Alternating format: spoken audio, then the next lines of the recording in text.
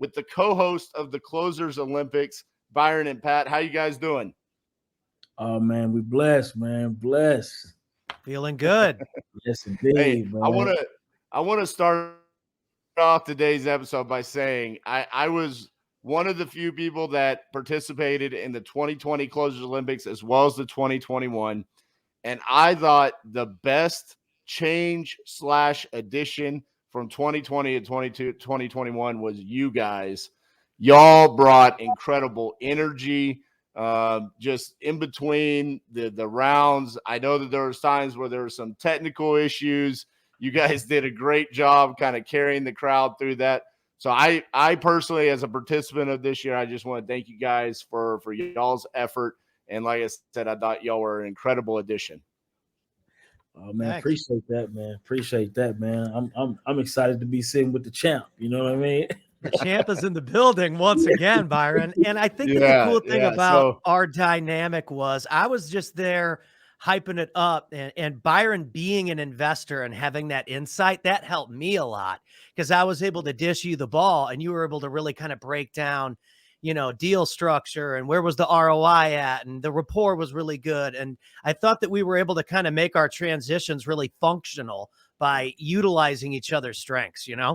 Absolutely, absolutely. That was 100% clear. And well, you got Pat over here bringing this high energy, and then you got Byron with the cool late night sexy DJ voice coming in like, yeah, that was good. RJ was smooth. I'm like, damn, where's the smooth jazz music in the background, right? Like, we need this playing. It was fun. So I want to talk about this because y'all were the two individuals that were literally there from start to finish. Like, y'all had to be there for every moment. So what were some of y'all's like big takeaways through this whole event? What was something that y'all just walked away going, I didn't expect that? man, I love to chime in on this. So number one, I know from being a business owner in this space, my appreciation for the art and the skill of sales, it just dramatically increased the power of sales. And also another thing I noticed is the power of using good scripts, right? And really having your sales process down packed. I think that was one of the areas where I saw a lot of improvement needed in my own personal business, because I saw you guys just killing it, slicing through those calls with amazing not only speed but discernment. The emotional intelligence was just extremely high. It was just so many things I was able to take away from everything that I learned from you guys. And I'm forever grateful, man, to be honest with you, man. And RJ, I got questions for you, man. Like, were you using a script? How did you get those people to break down so fast, pull back that guard? You know what I mean? Because you were like slicing through those calls like butter. Well, Um, I appreciate that, and it's funny that you ask those questions because I've since the Closers Olympics, I've been on several podcasts, and people have asked me similar questions, and I just keep going back to the fact that you're having conversations with real people. And so I think at times we try to think about it too much of playing mind manipulation games, whereas take Pat for an example. Pat is obviously a successful entrepreneur in his own field, but he's watching us buy someone's house, right? yeah. He took some of what he watched in the Closers Olympics sales technique wise and can now implement it into his own business. It was funny. We were laughing and joking right before this because he was on a sales call for his business. And when you look at it, it's just human communication. And so I think with my style of coming in and being upfront about what I want, that is a breath of fresh air for a seller to say, well, here's what I want. I do want to sell my house and I want 150,000, and can we do business? And from there, the conversation starts. And you know, people say that they were blown away by something I did, but I'm not, because I just think it's just having simple conversations. That's why I was so relaxed during the whole damn thing, you know. So it's funny that people make such a big deal out of it, and maybe I'm shortchanging myself, but I really think it's just having a conversation. Pat, I want to ask you, as someone who is not a real estate investor, you run a digital marketing company. You're big on social media, and you do videography and all kinds of different things in that space. As someone that got to watch 3 full days of this kind of content, what were some of the takeaways that you had from the event? Well, I think that, you know, Byron, you mentioned a lot of good things, and RJ, you did too. So I'll just kind of double down on some things you said, and it's just communication. My business in the media business, or social media, or marketing, or we do comedy skits as ads for people. All we're doing is communicating that message as a solution to someone that needs it. RJ, you were talking about, you've got hours and hours and hours of YouTube stuff that needs to be chopped up and put up on TikTok. So that's a solution I can provide for your business. We're actually doing that. Our company is running the Closers Olympics page. That team doesn't have a whole bunch of time to go and cut up the whole recording. So our team is doing that. And we're going to be creating a TikTok page and YouTube shorts and Facebook and Instagram reels and all that kind of stuff, because that's us providing information and communicating to people that might be interested in this Closers Olympics 2022. So it's all about communication, and different businesses have their own way of doing that, but you communicate your solution to the customer or the potential client, and whoever does that the best, in my opinion, wins. And you were really comfortable at knowing what your solution was going into the call. Instead of trying to be reactive, you were really proactive. Of, here's what I want. Here's what I can offer you. If that works for you, then let's make a deal. If not, no big deal. I'll go and I'll ask somebody else. Exactly. So I do want to ask you guys, not every call, not every round went great, right? I mean, this is cold calling. It's luck of the draw, who you're going to get. Were you two in communication as those rounds were going on, when it's hitting like the 20-minute mark and you're like, hey, so-and-so is kind of sucking ass right now? Like, what are we going to say? I was calling Byron. Yeah. We were calling each other and texting each other. I was like, yo, man, I need to eat something. I might need to bang energy or something like that. I mean, these were like 10-hour days. Yes. And so we were definitely in communication. We didn't want to miss much, but there were some rounds where it was just, it was flat, and it wasn't really necessarily the caller's fault or even the seller's fault. Sometimes it was just, that's just part of the game. Right. And I have to be brutally honest too on this too. One thing I did notice, you know, and I did listen. Listen. It was just some people who were just better than other people, and I'm just going to keep it real. Listen, it was what I noticed. Some people were able to kind of have better communications with people. Period. Right. And I saw it. Some people had, what I did see. I saw that some people had good sales skills, but didn't necessarily have good people skills. Yep. I saw some people who had good people skills, but couldn't close. Yeah. Right. And so I saw, and then I also got a chance to witness people like you who had good sales skills and people skills. Yep. And that is the reason why it was listen, RJ, listen, it was no coincidence why you won twice. Right. No coincidence. It was no coincidence why Monif was in the top rounds. Yeah. Because they were able to merge both those skill sets in a masterful way. And I truly believe that it shined through in the end. And I want to talk about Monif for a second, because you bring him up and everyone talks about they're blown away because he's only been in real estate investing for 6-7 months. Right. But real estate investing is not closing. Exactly. Right. learning what an after repair value and running rehab numbers and deciding what your MAO is, which it's MAO, Max, in case you're watching, it's not MOA. I could talk shit to Max Maxwell now because he's not a judge of me anymore. But a maximum allowable offer, that's something that you learn. But closing and communicating with a human being, which is what this competition was. And I'm glad you brought that up and you said, hey, some people just weren't as good as others. Because look, there can only be one Tom Brady of closing, okay? And I have firmly established that that's me, okay? And then there had to be a Detroit Lions out there, okay? And that was some of the other ones that you're referencing.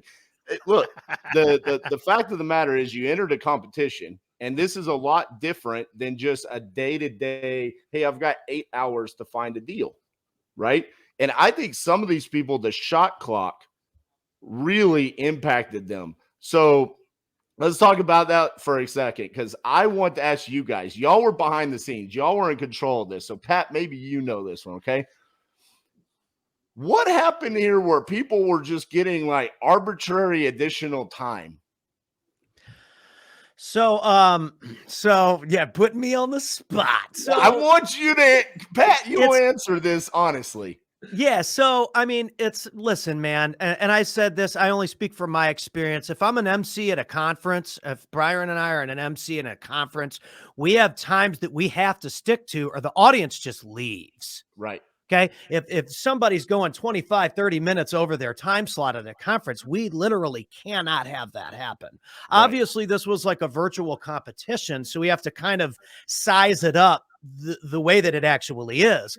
But I mean, with the bad leads and people got more time and this and that and the other thing, I would personally say next year, I mean, if you get the shit stick, you get the shit stick, and that's part of the deal. Conor McGregor broke his leg in half the other day, and he lost because of it. It right. sucks. And if, you know, maybe he says certain things I don't agree with, or other people don't agree with, or whatever. Moral of the story was, when the leg broke, it's sad, but he got injured and he took an L. That's the way the game goes. When you step in the cage, or when you step in a competition, or you step on stage like I do, you get a certain time limit, and that's it. Listen, I was in a hotel room in Cleveland, Ohio. My biggest concern about doing this was the Wi-Fi connection. Yeah, I was going to say the internet. First round, I'm talking to a seller. I get a verbal agreement, and I look at my computer, and I'm like, holy fuck, I'm not on the StreamYard anymore. And I'm like clicking the buttons, and I come back and I'm like, he verbally agreed. And yeah, I don't think they gave you points for that. No. She said those will not count. So they gave me 4 extra minutes. I was the first person that got extra time. Right. In the whole competition. And I felt like when it happened, I said, cool, I'll take it. I don't know why you just did that. I took it, and I got a verbal agreement right after it, which I guess worked out. But honestly, it caused delays throughout the rest of the day, right? The precedence was set. And my feedback that I gave the Closers Olympics committee is, hey, let's cut that out. Okay. Bad leads are part of the game. Wi-Fi going out, that's on me. Okay. I made that decision when I said I was you lost your points anyway. Right. And so, but don't give me extra time. You know, I mean, hey, sorry, RJ, you used your time the way that you used it. It sucks. It is what it is. But outside of that, did you guys have? I will say, before you move on from the time, Aaron Bevins had bad leads and probably the worst time slot, and also got, in my opinion, the worst score because of it. But at least he took it on the chin, took the KO, and took it like a man. I got to give him props for that. He had the shittiest time slot, the shittiest leads, and walked all the way through the round and lost by decision. Fair play. Yes. And they didn't give him extra time. Throw that out there. He didn't get anything except a stick in the ass and on to the next round. So I got to give Aaron props for that.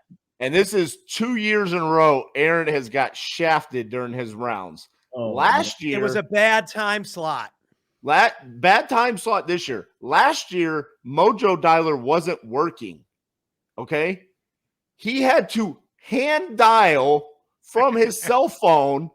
Oh my And God. Max Maxwell gave him a 0 and said, there's nothing to judge. You get 0. I was like, bro, that was the most savage thing I've ever seen in my life. My heart was breaking for the guy because Aaron, he was smiling ear to ear, like, whatever, guys. We're gonna fight through this. And I'm like, oh, I would have been pissed. I would have been like, fucking shut the whole competition down. Get my shit working. I ain't doing this, And he was like so happy-go-lucky. It was hilarious. So I was just bringing up that example because he didn't get anything but an L. And so I just wanted to make sure I drew that parallel real quick. Yeah. And I'm glad you brought him up because I give Aaron a hard time. Just for people to know, the reason why I give Aaron a hard time is because he's the only one that's fun with it, okay? It's banter back and forth, okay? I don't actually despise the guy. I actually love him. I think he's a great guy. So moving on. The judges, okay? Did you guys have direct communication with the judges during the competition, or were y'all separated? A little bit of both. So we were separated officially, right? But we did, we were able to crack a couple jokes in the back chat on the little live stream, you know what I mean? But outside of that, we didn't have any direct connection, no official connection, which I think kind of made it fun because we were able to kind of have our own thoughts. I had my own opinions, you know what I mean? But it didn't matter because I was able to kind of have my opinions with no influence, you know what I mean? So I think it was dope the way they kind of had that set up. So I wouldn't have the stuff that we were discussing in like the back chat or whatever you want to call it was not anything that would affect their score. They were the judges, and that was addressed before we even started every day. Don't say anything that affects judges. Don't comment on this, or he's doing good at that. Leave that up to the judges. So anything that we did was just cracking jokes, really. And look, I'm asking these questions as for people to know. This is kind of like reality TV, right? People watch the reality TV shows and they're like, is this truly unscripted or is it scripted? I'm wanting to know, like, hey, were you asking the judges before, like, hey, was RJ good? Oh, he was good? Okay, cool. Now we're going to go on and be like, yeah, that was fucking amazing. Or were you like, hey, are you about to roast this dude? They chewed me a little bit in the back chat when I came on, and I was like, it is over. RJ has done it. They were like, no, don't say that. I know. It was so funny. They're like, don't do that. I'm like, you literally. Oh, you were there. So you kind of saw the back chat. You literally shut me down 10 minutes early. I'm pretty sure that was like the knockout. Okay. Yeah. It's like there's not much drama left in the situation here. Okay. They want to keep the crowd. You know what I mean? So I also want to ask about, the other big change to this year was the Friday. We made it a 3-day event, the open run. We had the competition where anyone could submit themselves to compete, right? Mm-hmm. So I'm blown away that I've still seen shit on social media saying, well, you didn't have the top closers competing. Okay. Well, you had a chance to come in, big dick. Why didn't you come show me how awesome you are? Because I didn't see you. So you're just sitting behind your keyboard. That makes you a keyboard warrior. Okay? Keyboard warrior, man. Right. A keyboard closer. Right. So my question to you guys is, did you see a drastic difference between the closers on Friday and then the ones that were automatically entered on Saturday? I would say that, the competition definitely got a little bit more stiff towards the end. The skill set, just increased. I mean, and let's just be honest, man, Munif got a couple of the same callers as some of the other people. And he was a whole lot better with those callers than the other people. Yeah. And what can we attribute that to? Can we say it was luck or can we say it was skill? It's skill. At some point, it has to be skill. What did you think about the difference between the specifically those guys that competed on Friday? Do you think I guess I'll ask it more directly Yeah. because I feel like Pat's a savage. Byron's being a little bit nice. Pat, do you think the minor league players deserve to be playing in the major leagues? So I definitely noticed a difference. I definitely thought that Munif stood out from the open run people.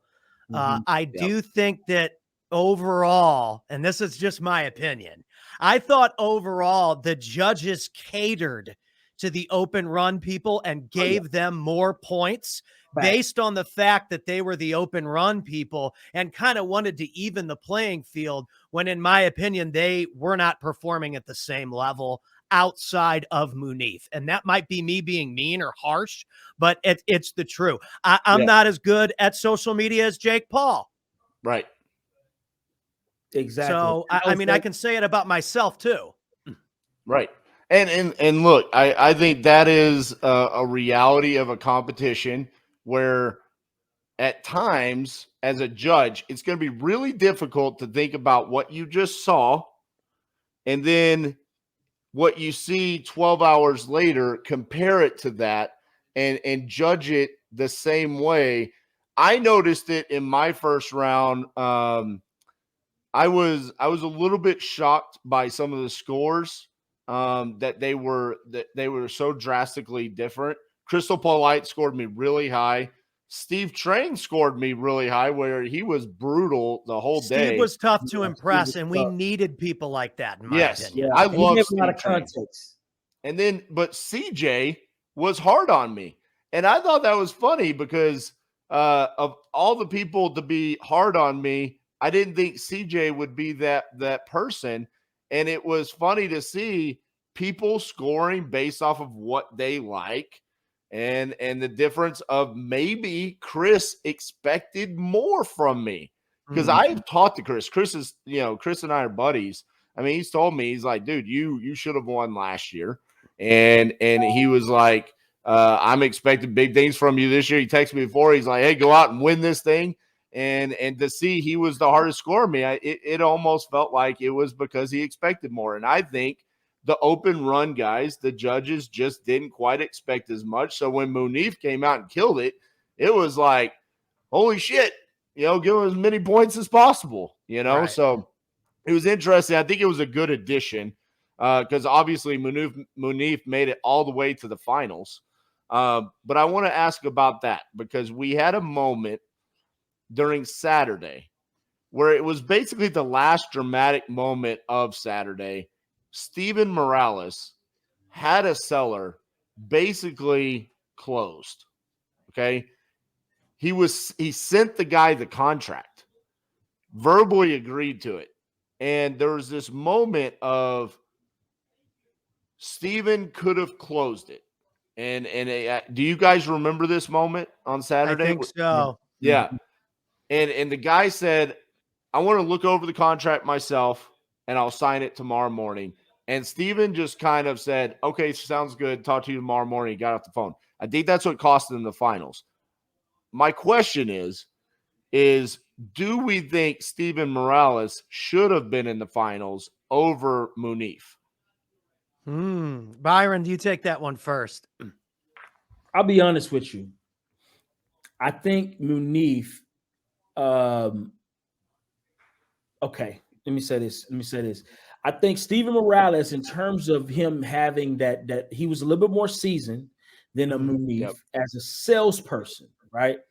But I think Munif, his ability to connect with people, bro, he has a very unique skill set, and I think that rapport that he was able to build with people sent him over the top.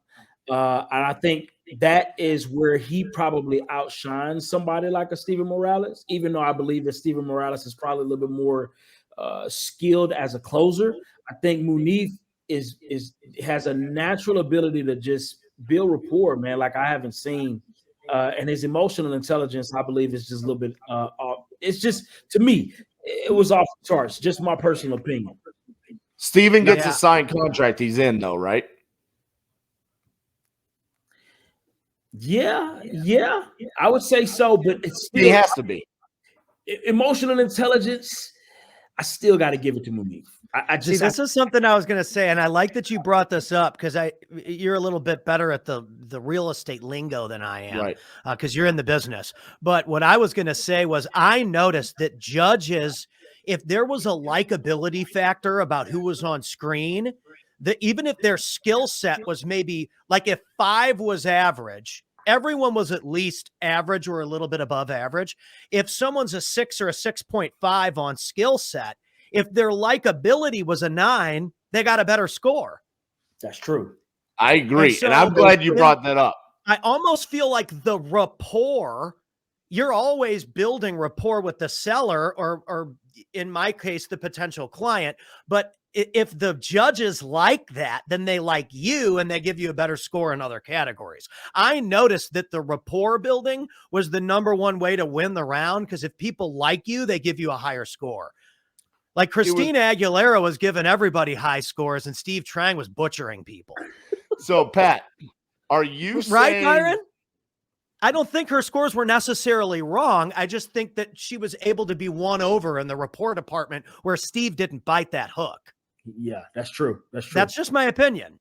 Christina just wanted to make sure she used all of the numbers. You know, she didn't want to leave any of the numbers out. Pat, are you saying during the round, the closer was essentially building rapport with the judges? With the judges. Well? Yes. Right. Yes. I would say 100%. I disagree. Let me tell you why. One thing I noticed, bro, is that, and it's just to go back to Munif, bro. Munif got a call that another closer got, and that call went to hell with that other call. Same caller, not that much longer, and Munif was able to build instant rapport with the same lady and almost closed. I agree. So when you have situations like that, how do you? It's hard to discount that skill set. It's just and listen, in terms of closing, no, Steven Morales, hands down, better closer. I felt like Munif on that second round did a lot more. He did too much rapport building, not enough closing, right? So that's a skill set that I believe that he should work on. But in terms of that just likability factor, is hard to quantify, but I think he had something special. And I think you have that too.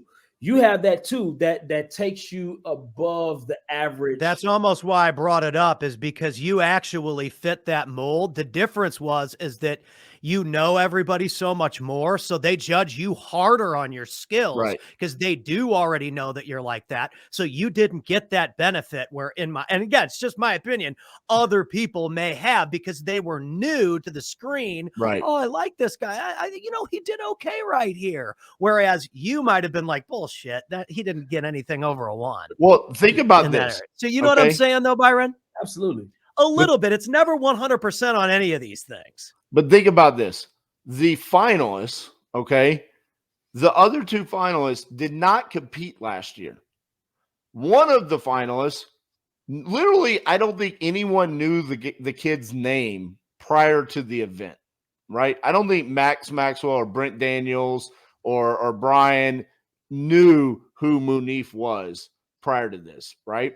Max Jimenez was, he's essentially been Steve Trang's partner. Okay. Steve Trang's the guy that's on Real Estate Disruptors. He's the brand building guy. I know Max has gotten himself out there more over the past year or so.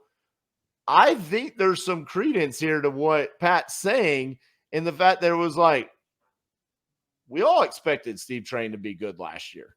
But then seeing his partner come in, it's kind of like, damn, Max is smooth on the phone. Max was good. And he got judged hard because people kind of knew who he was. Like even I knew who he was. So I expected him to be a certain way. I expected him to potentially get to the finals.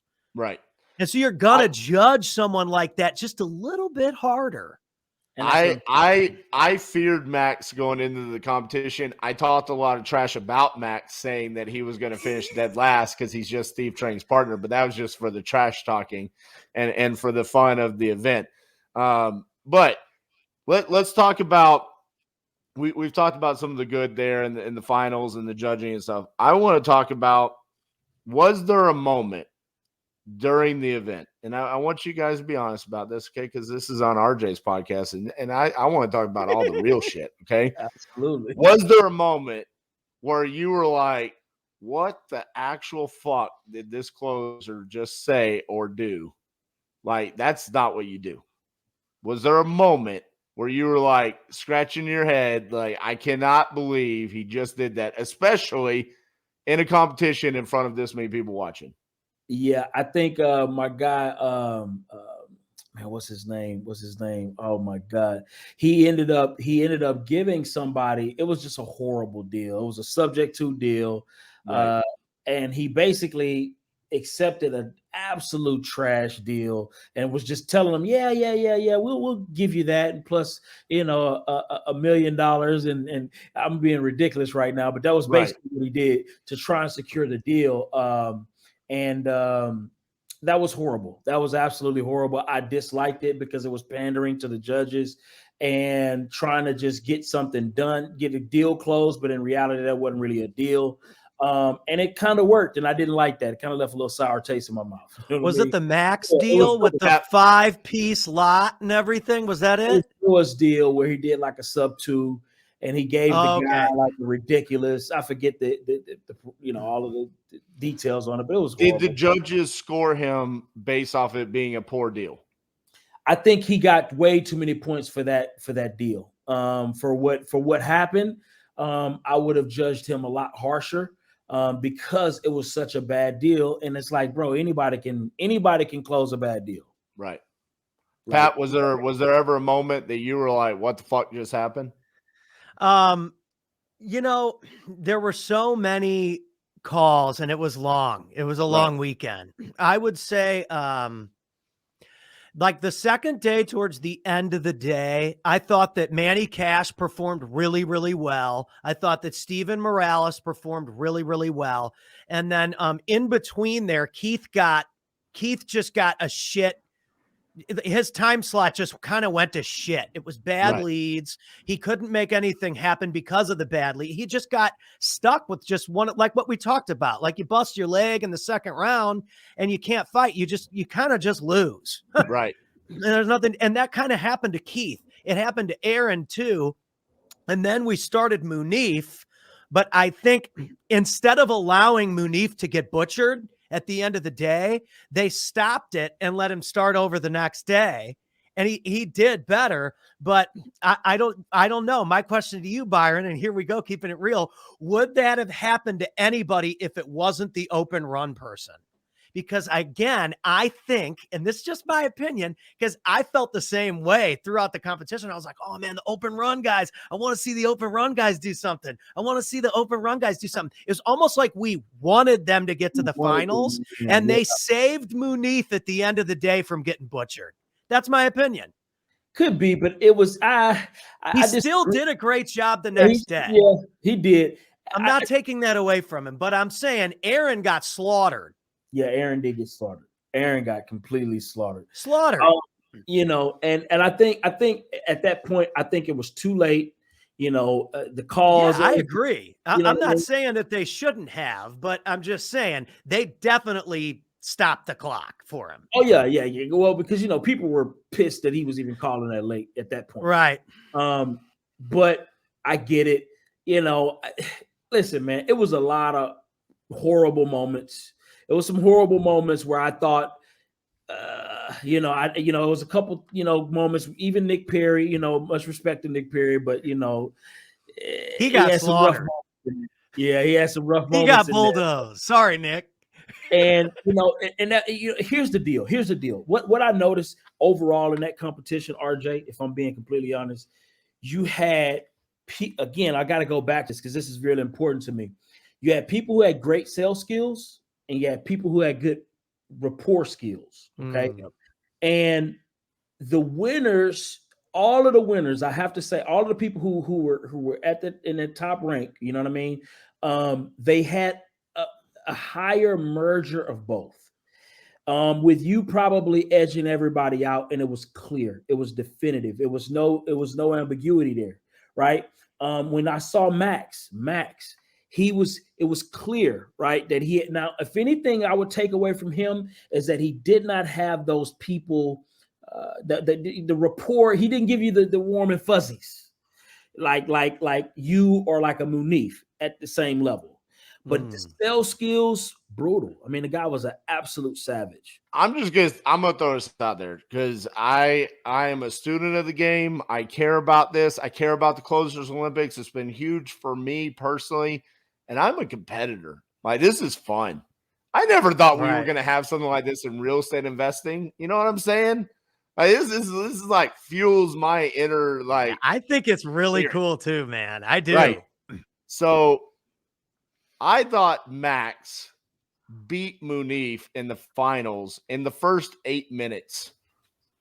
His first call, I looked at Elijah, my partner, and I said, Max, I know he didn't get a deal on that, but he put on a fucking sales clinic in the first 8 minutes in his first call. I mean, it was just the techniques that he used and the script and just the takeaway and everything. I mean, it was all there.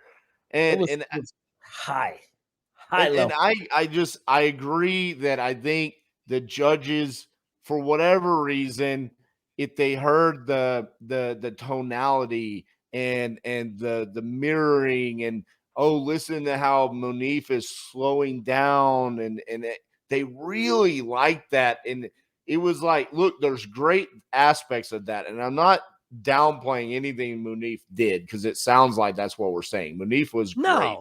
Dude, he was sick. But to closing, then just that. And I thought Max really brought that out in the finals, and his score just didn't reflect it. I was shocked that he finished third. I thought he deserved second.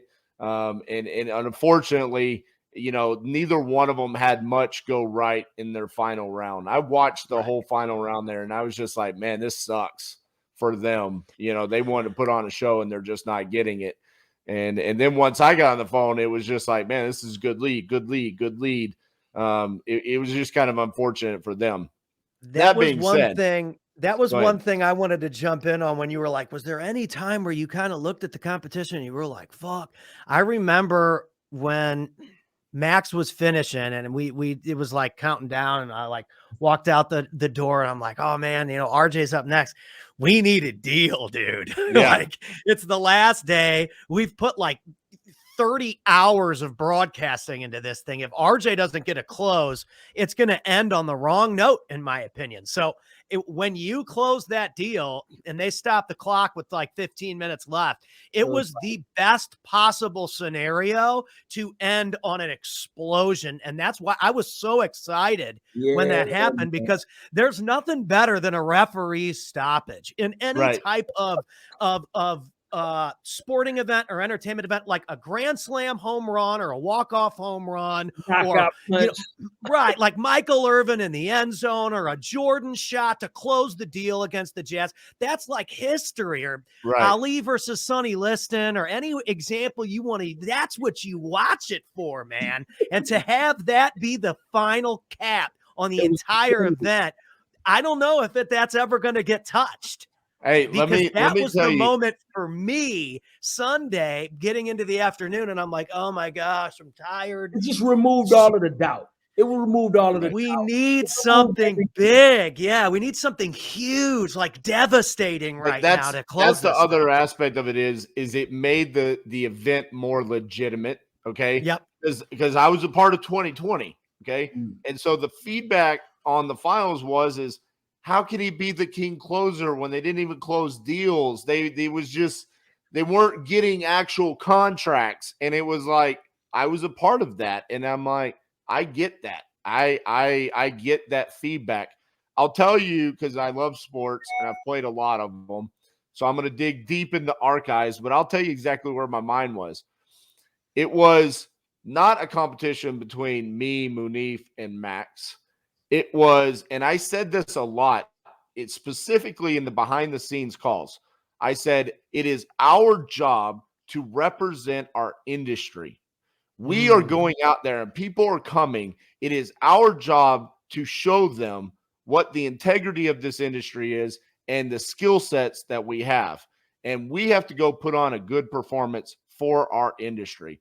And so I watched my partners, even though they were my competitors, struggle. It felt like bowling league. Okay. I love bowling, and I did bowling leagues for like a long time, I'm decades. terrible Okay. at bowling. And this was my two partners. We needed a strike, and my two partners had open frames, and it was, don't worry, boys, I got this. And it was just, I wasn't nervous. I just knew what was going to happen. It was one of those rare moments where you just know, hey, this is going to go the way I need it to. I think it was knowing that I had an hour on the clock. An hour's a long time, especially when you move through calls quickly. Just a couple of random thoughts that I had throughout the event. I think people should have been moving on quicker in their phone calls than they were. Aaron, we talk about Aaron's round was tough, but he kept the guy on the phone for like 15 minutes. I mean, he could have gotten off the phone there. I do think if giving Munif extra time, they probably should have given Aaron extra time as well. They just threw old Aaron to the wolves. They did. It is second year in a row. I hate but it. The good thing about that is being on like the panel and a part of the people who put on the event. It was almost, and again, this is savage, but it was almost good that like Elijah, Keith, and Aaron really did not like score in like the upper echelon, because if they were putting on the event and they were putting so much time into that, they weren't really focused on anything other than putting on a great event. And plus, I got a lot of great nuggets from Keith, Elijah, and Aaron. So it almost played to the benefit of the transparency of the overall approval rating of the audience. If I was an audience member, I'd be like, oh, well, the guys that put it on got their butts kicked. Right. So last question I want to ask you guys before we wrap up here. Well, actually, I have two. Questions. First question: is there anything that you think should be done differently in the future with the event? I would say, if one thing for sure, I think they need to definitely vet the leads a little bit better. Okay. And I do believe that if they had some technical support people on site with all of the closers, I think that would be helpful as well. We had a lot of technical issues in the back. A lot of people didn't see those things because we were able to, me and Pat were able to, we were able to play it off real good. Right. There was a lot of issues in the back. And I do think some of those leads could have been vetted a little bit better, because some people just got trash. Right. Bro. And I think, that is not, that's not, of course it's a competition, but when you get back-to-back trash, how can you really do anything with that? Now, if I could see if somebody got people who are interested in selling, that make a little bit of a difference in the overall competition. That way we can see the skill set or lack thereof. You know what I mean? Right. Pat, what do you think? I would say back to square one with the time. Like, I mean, you get X amount of time, and if you get butchered, you get butchered. And again, I'll put Aaron on a pedestal and get a gold medal for walking into the line of fire on a bad time slot. Whether he had 15 minutes on that call or not, I don't know that anything was going to convert on a Saturday night during happy hour.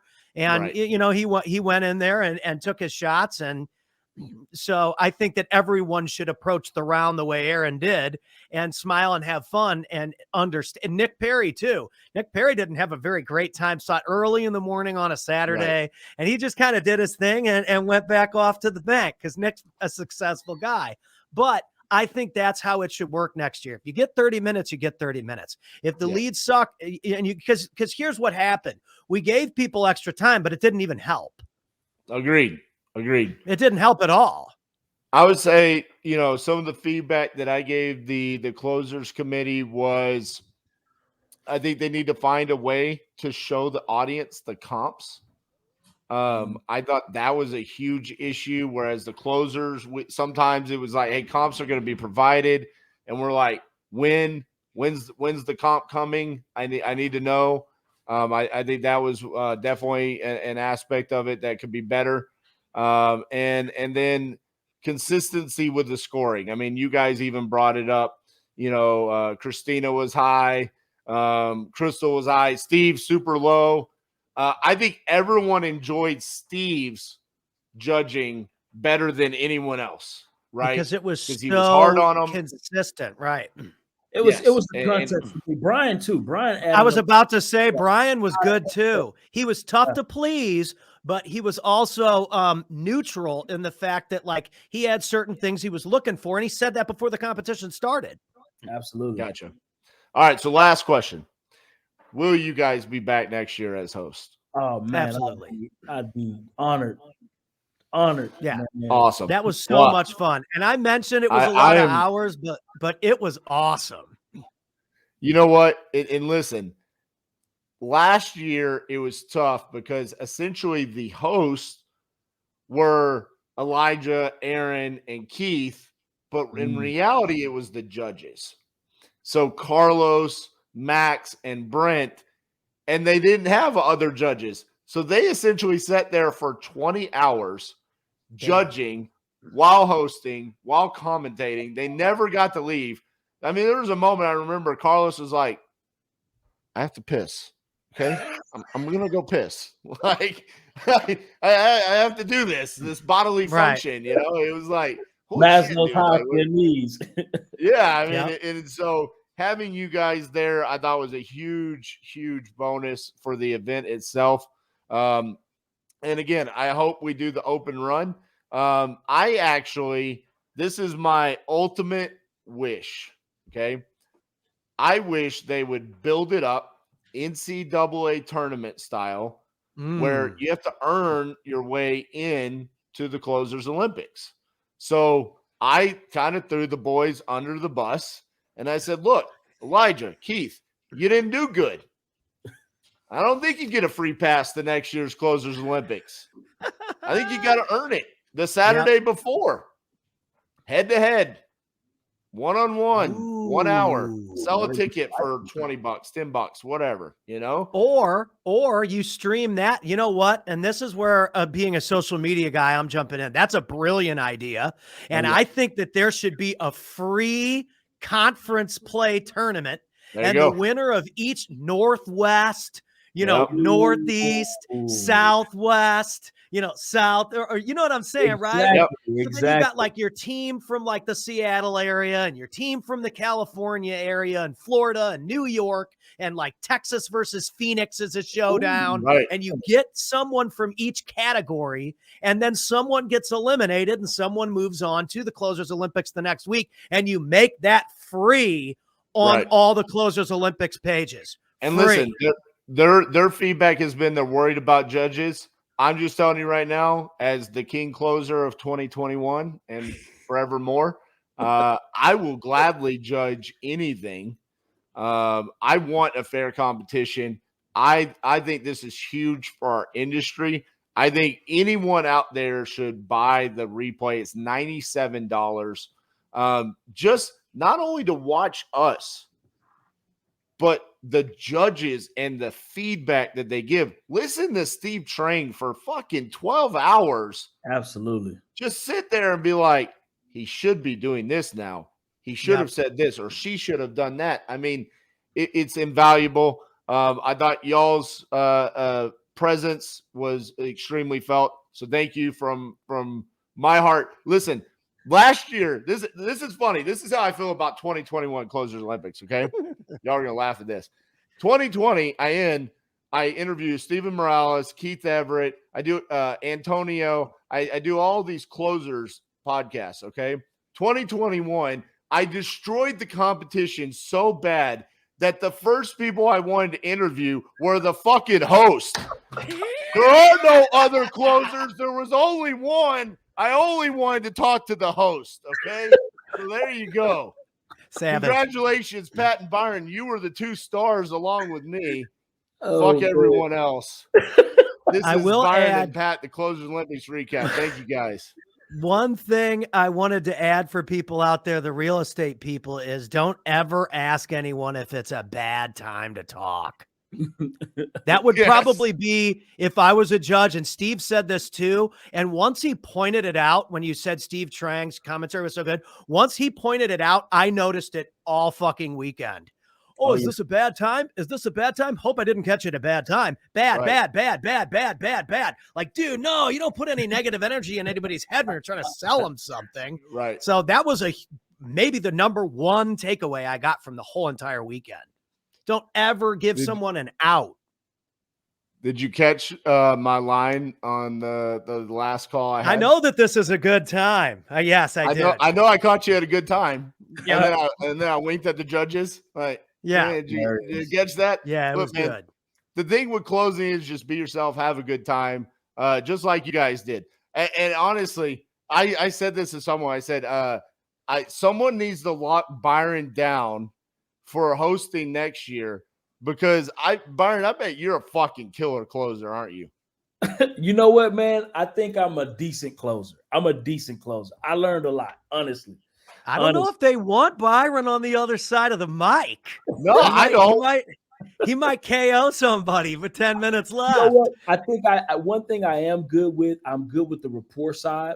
What I feel like I can work on is the closing side, because I've been accused of being able to make that good connection and not being able to close that other end of the transaction. Not that I suck. Trust me, I've talked to a lot of sellers and I've closed a lot of deals. And I run a successful company, so I'm closing all the time, whether it's employees or sellers. But I would say that my skill set is more on that rapport side, hands down. It's no question. Well, Byron's the kind of guy that gets a contract and gets a date. That's what I feel like Byron is. He's just the smooth talker over there. All right, guys. That's all I got for you. Thank you guys for coming on here. I know, more time out of your day, another hour onto your Closers Olympics journey, but I literally wanted to get you. You were the guys that got to see everything. Yeah. Yes. Literally every single second of it, or at least the vast majority of it. So thank you guys for coming on here and sharing your wisdom. Real quick, Byron, where can people, if they want to follow your journey, connect more with you, where can they find you? Definitely check me out on Instagram. That's probably where I'm most active. They're in Clubhouse, but my Clubhouse is a link to my Instagram, so you get both when you come there. But I would say Byron the Investor on Instagram is the best place to reach me. All right, here we go. You have 8 minutes, Pat, to tell everyone all of your social media handles. My social media. Hey, you just hit me up on Instagram at Pat Hilton Live. Hit at Byron the Investor and at Pat Hilton Live on Instagram, and let's all catch up. There you go. You can also find him on Twitch, TikTok, YouTube, everywhere. Facebook. Oh man, I'm a social media geek, man. There you go. The more hands you shake, the more money you make. There you go. You know what's crazy is I've known Pat for several years now.